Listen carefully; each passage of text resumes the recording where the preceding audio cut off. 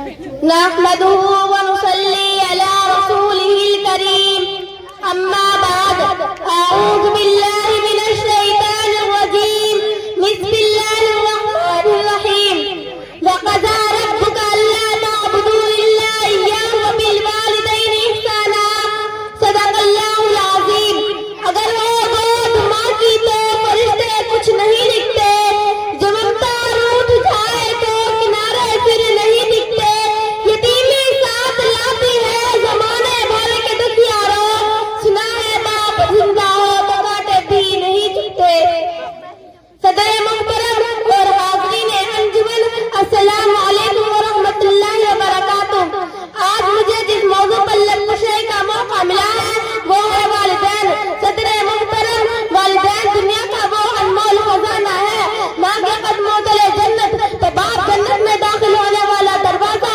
ماں ایک پہ لوگ چلتے اور محبت کا پیکر تو باپ کی روح و دل جو کا حسین رفتار. غلط یہ ہے کہ یہ دونوں ہستے وہ ہیں جن کے بنا نہ تو ہماری کوئی پہچان ہے اور نہ ہی کوئی شناخت ہے. ماں و باپ اس دنیا کا سب سے عظیم رشتہ ہے جو اولاد کو اپنی زندگی کی ہر نعمت سے پیارے ہوتے ہیں. حاضرین انجمن، باپ کے قدردان اللہ کی خوشنودی پاتے ہیں. چنانچہ نبی کا فرمان ہے، رضا ربی بھی رضا الوالد وسخط ربی بھی سخط الوالد. والدین کی رضا میں اللہ کی رضا، والدین کی ناراضگی میں اللہ کی ناراضگی.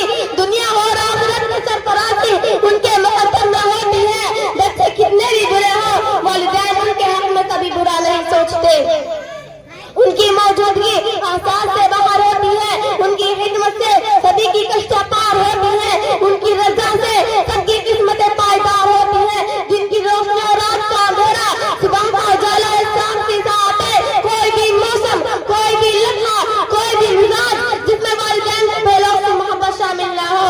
والدین کے احترام سے قدر کرنی چاہیے. ہماری یہ کوشش ہونی چاہیے کہ ہم ان کی دعائیں لیتے رہیں. مخالف وقت کو ہر بدگماں کو روک رکھا ہے، ہر ایک ہاتھ کی زہریلی زبان کو روک رکھا ہے. اتر سکتی نہیں مجھ پر مصیبہ اس کو یاد، میری ماں کی دعاؤں نے آسمان روک رکھا ہے. صدر محترم اور حاضرین انجمن، والدین کی دنیا کا وہ عظیم رشتہ ہے جن کے قریب آ کر ہم اپنے آپ کو محفوظ سمجھتے ہیں. ماں اور باپ، ان کی ایک مسکراہٹ ہمارے لیے ایک نئی زندگی اور ایک نئی راحت کا سبب ہوتا ہے. ماں اور باپ ہمارے لیے ان کی ایک نئی زندگی اور ایک نئی راحت کا سبب ہوتا ہے. والدین وہ انمول خزانہ ہے جو بنا لالچ کے اپنے اولاد کے لیے 24 گھنٹے کام کرنے والے ہیں. صرف ماں باپ، اگر آپ کا ایکسیڈنٹ ہو گیا 40 دن اگر آپ ہاسپٹل میں ہیں، 40 دن میں بیڈ کے برابر میں بیٹھی رہے گی. دوست آتے جاتے رہیں گے لیکن ماں ہلے گی نہیں.